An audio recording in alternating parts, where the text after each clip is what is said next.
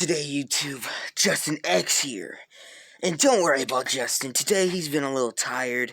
You know what I'm saying? Help! Help me! He's insane! Call the cops! Don't worry about that. Justinx here, though. And we're back.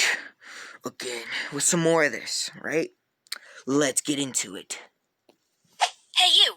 Yes, you, watching this video. Do you want to own a piece of scribbler? Only not a lock of hair or blood or flesh or anything else that will get you in trouble with the law? Well, now you can, with t-shirts, hoodies, tote bags, and mugs featuring Obab's... Yo, Justin, what you got me over here watching, though? Ignore him. I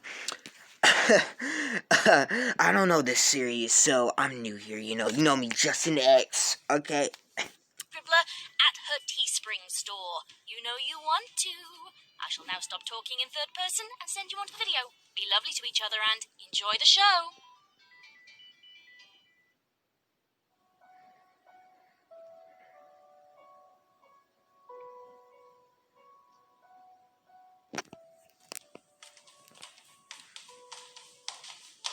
Quit shoving me!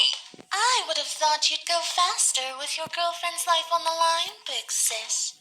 Vinyl growled to herself and wished she knew a spell to make skulls spontaneously implode. Vellum skipped from step to step, balancing on only one hind hoof each time. She twirled, scraping the low ceiling with her outstretched wingtips. This staircase stinks really bad.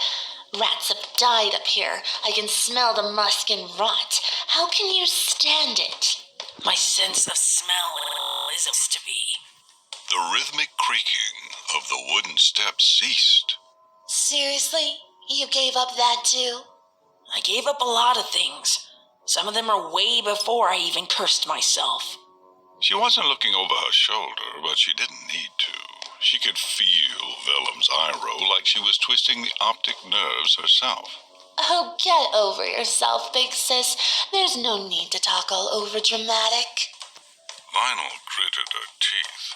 She said nothing of what it had been like to suddenly reduce her physical senses to those of a mortal pony.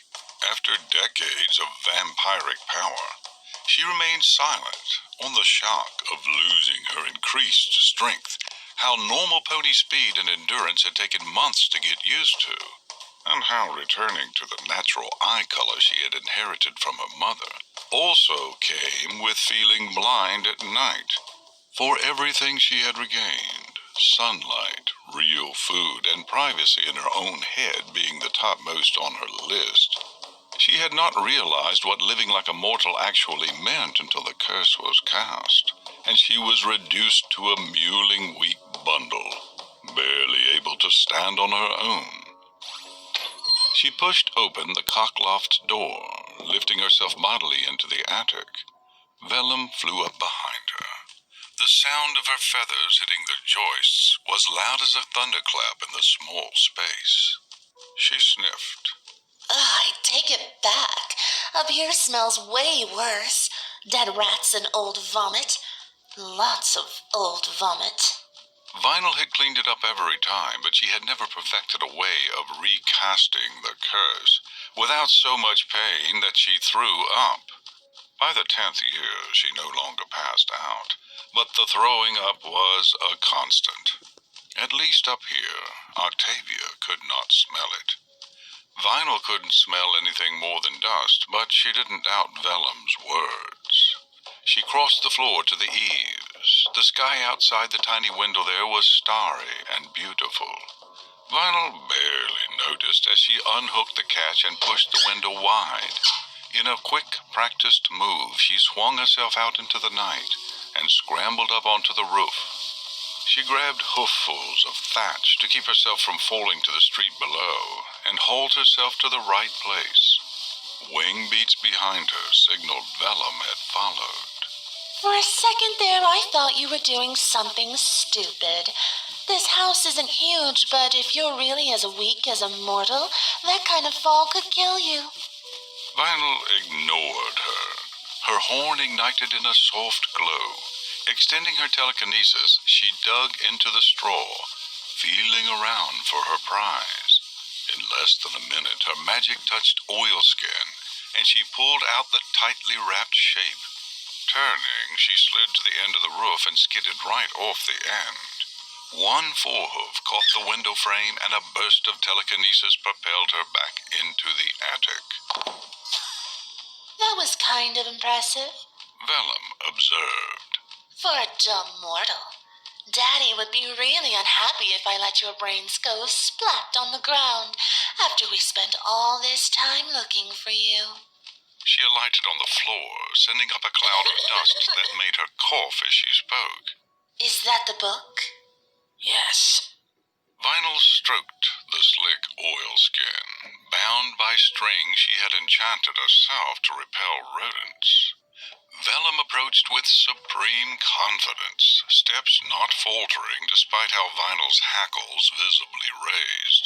She plunked her rump down and tilted her downturned face so their eyes were forced to meet.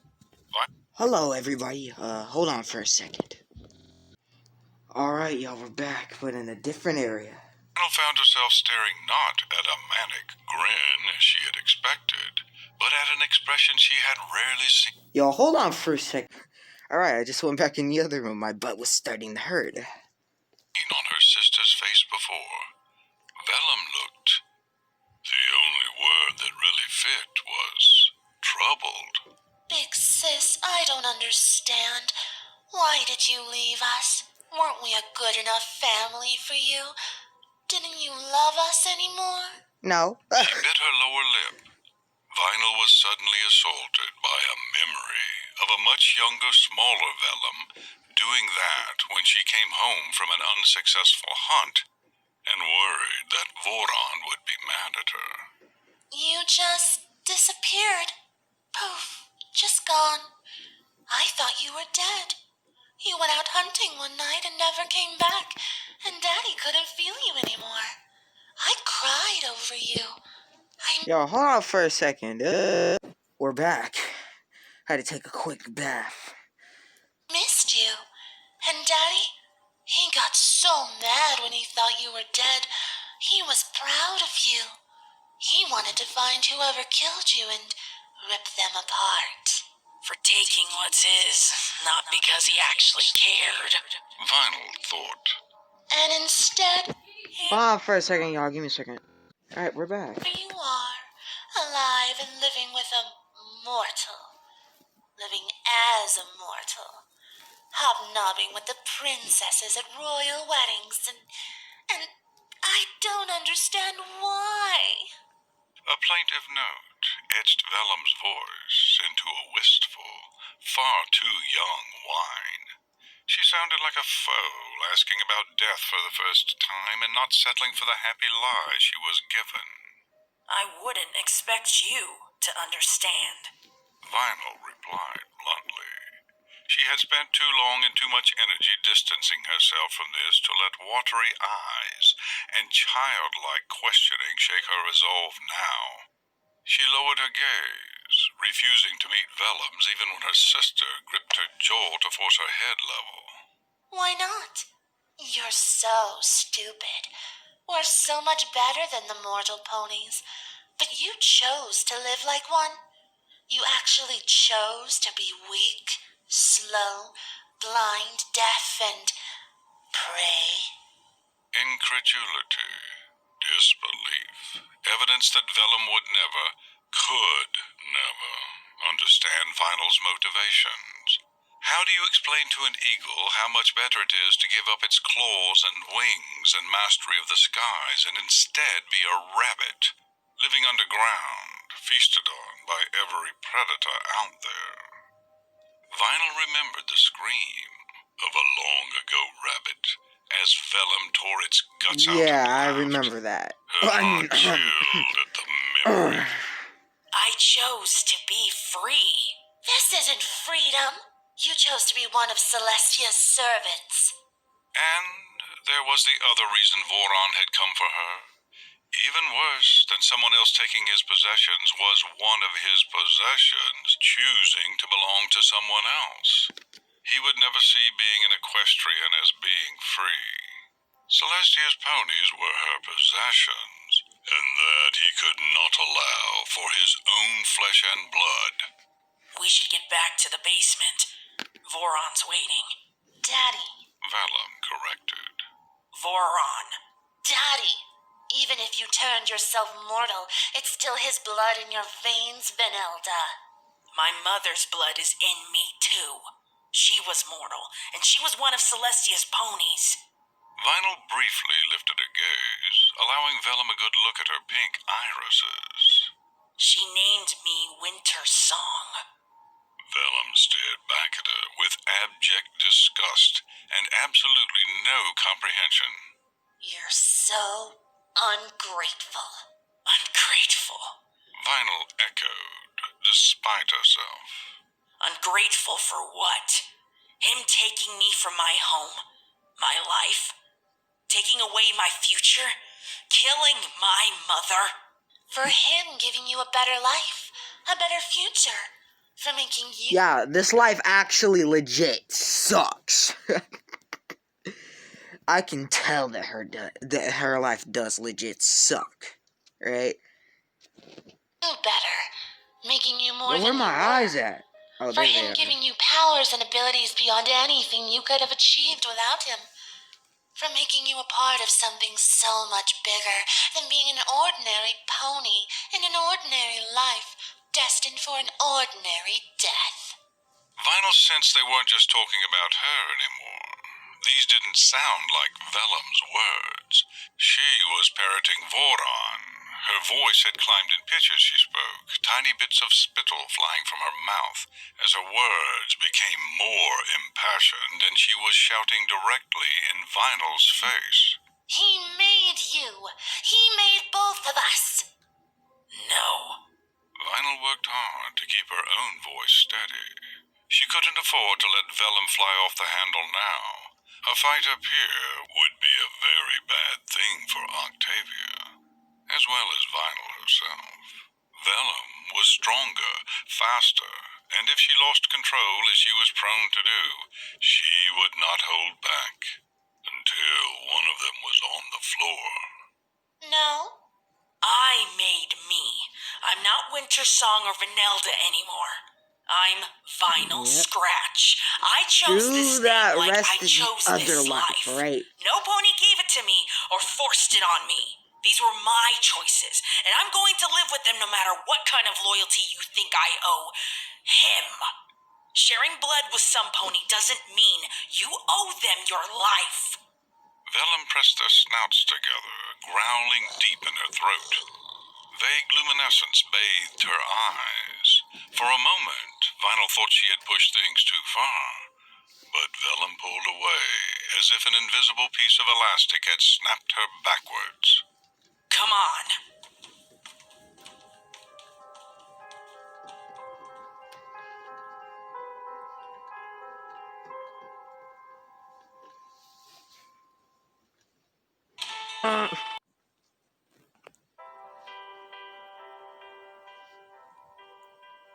Vanelda had adopted a routine over the past 7 weeks. She attended every one of Professor Orchid's twice-a-week magic classes, and afterwards would copy out her notes from spidery to neat hoof writing, while whatever music group followed the class held the rehearsal. No pony ever told her to leave. In fact, many times other ponies also stayed to do their own work. It seemed that as long as they didn't talk, any pony and every pony was welcome to watch. Sometimes it was a jazz group, sometimes the orchestra that had played on that first night, and sometimes a choir whose choir master was so exacting that he stopped them to yell every 30 seconds. When not attending classes or revising what she had learned, Vanelda let herself into closed bookshops to help herself to their wares, or hunted to sate Voron's hunger and keep herself alive. The university campus proved a windfall for a lazy hunter, or one who would rather spend her time reading and practicing spells. The many many parties meant even more drunken students whom no pony questioned when they turned up unconscious during their trip home. She could skim a few pints from several ponies per night, enough to sustain herself and Voron without actually killing anyone. The alcohol in their blood had no adverse effect on vampire biology, and Voron was so preoccupied with his courting that if he noticed the extra tang in his meals, he never mentioned it. Magic was as fascinating as it was intoxicating. There was so much more to being a unicorn than she had ever considered for herself. Intellectually, she had known that other mortal unicorns could do more with their magic than she did, but she had never considered their skills in the context of herself. Now, a whole world of possibilities were beginning to open up to her. Her actual knowledge remained small, and she had applied little of what she had learned for fear that she would mess it up, and Voron would find out where she had been sneaking off to. Yet, her desire to learn more increased with each day, and she stashed each new book in a hidden stockpile away from their den. It was in the 7th week that things changed. The orchestra was once again in session, today playing something bombastic that made Vanelda's hooves tap as she scribed. Sometimes she consulted her latest book to make sure she had spelled a word correctly. The conductor tapped his stand when the orchestra came to an end, reeling off improvements that needed to be made and praise for individual musicians. In the lull, a shadow fell across Vanelda. She looked up to find Professor Orchid standing over her. She startled in her seat, inwardly cursing herself for not realizing she was being watched. You sure do get absorbed in your work. Professor Orchid observed Yes. mildly. I've been watching you for a good 20 minutes, and you never so much as looked up once. Vanelda wasn't sure what to say. Since the first class, she had not spoken directly to the teacher. Words failed her now, morphing into a series of guttural noises that might have been syllables before the life was squeezed from them by her nervously convulsing throat. Professor Orchid quirked an eyebrow. Cat got your tongue? Vanelda swallowed. Sorry. Why be sorry for not noticing me eyeballing you? There are much better things to be sorry for. The quirked eyebrow descended to become part of a frown. Sneaking into a major class when you ain't a student, for example. A chill rushed down Vanelda's spine. 14 evening classes. Professor Orchid went on. An hour or two after that each time, where you stay in this here theater and do even more studying. Yet, I ain't never seen you in one of my actual classes. I thought maybe you were just an appallingly bad student. But that just didn't match up with the way you listen so intently to every word I say in this here room, nor with how you bury yourself in your work after we're done. I wish all my students had that level of dedication. I wouldn't need to hold no evening classes at all if they did. So I checked the registers. They come with photos, you know. Didn't take long for me to look through them all. A white mare with a white mane, white tail, and bright red eyes ain't exactly easy to overlook. I'm willing to bet you're the only albino pony in the whole university. Except, you ain't a part of the university, aren't you? Vanelda felt like she had swallowed sand. She tried to say something, but her mouth just opened and closed around the thought. No, not yet. Don't send me away. It was too soon. She wanted to learn more. She had thought she would at least have until Voron made them move on from Trottingham. Professor Orchid stared at her, expression inscrutable. Vanelda struggled against the emotion clogging her windpipe. You're what? A freeloader? A sneak thief? A charlatan?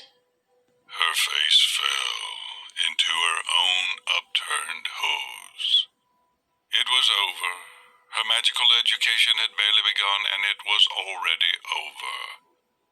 If she was lucky, she would be allowed to leave and not have to run for it. Professor Orchid could not catch her at full gallop. No mortal pony could. But if she chose to use her telekinesis, there was no guarantee Vanelda could escape that. Vampiric strength or not. All of them. She whispered. I'm sorry. I didn't mean to.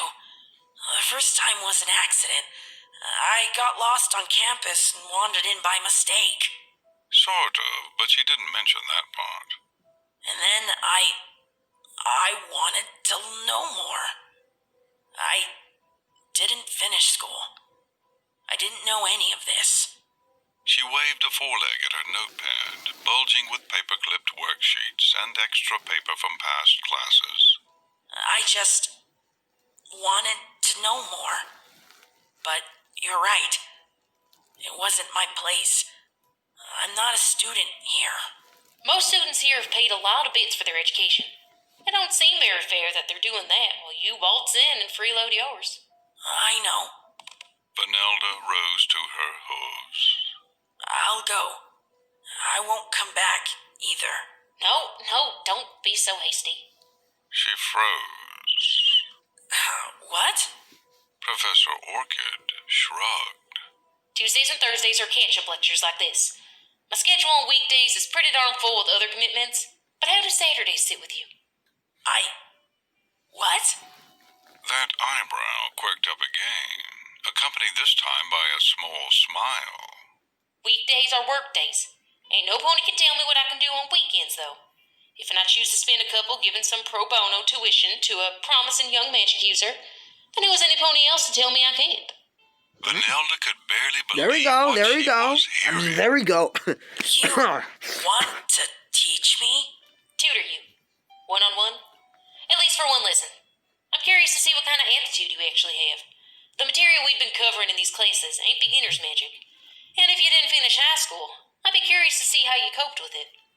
High school? She had never been to any school. Her mother had taught her basic reading, writing, and arithmetic, but there had been no school in their village.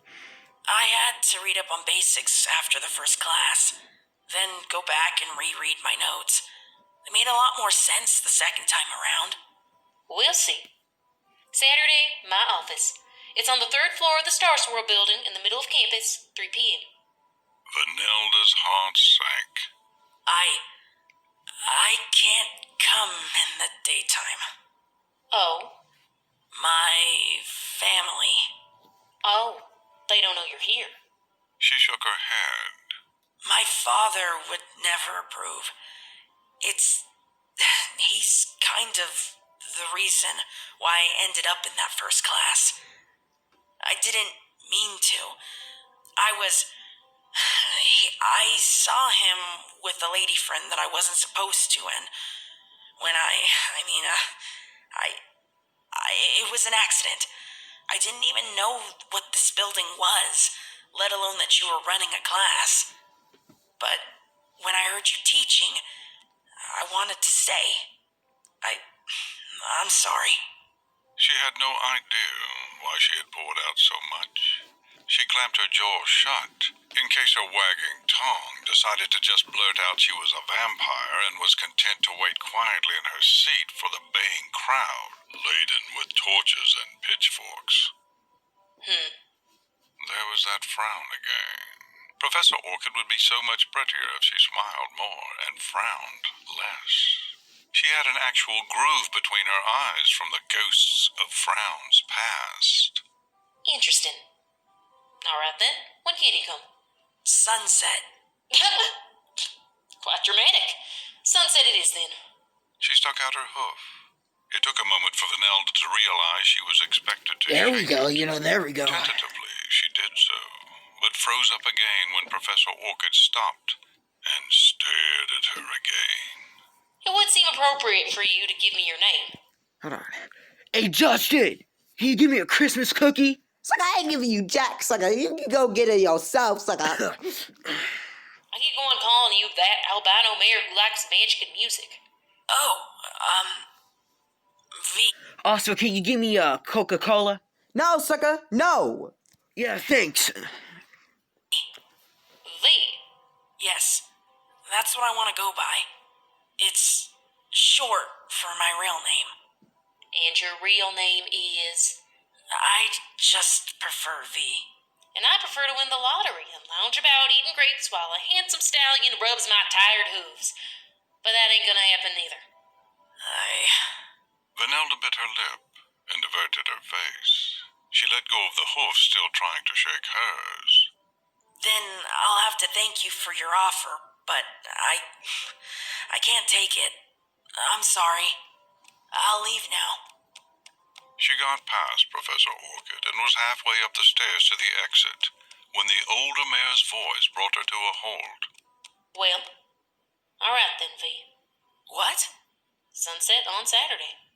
Professor Orchid trotted away, as if completely disinterested in the fact that she had just changed another pony's life. Don't be late. Oh, and be ready to try casting Pearl Shine's energy manipulation spell from today's class. There will be a practical test.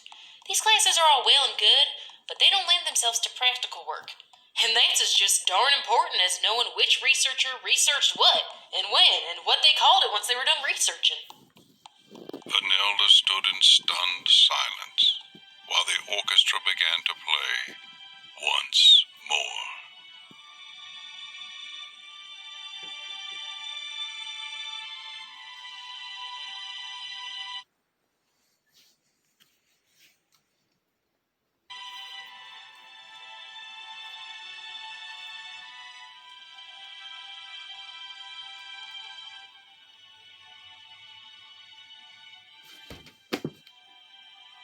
Y'all. Hope y'all love the video. Justinx here. And we outie. Hey, yo, Justin, you okay over there? Did you give me my Coca-Cola and my cookie? No, sucker, I said get yourself, bro. And help. I get sick of this, bro.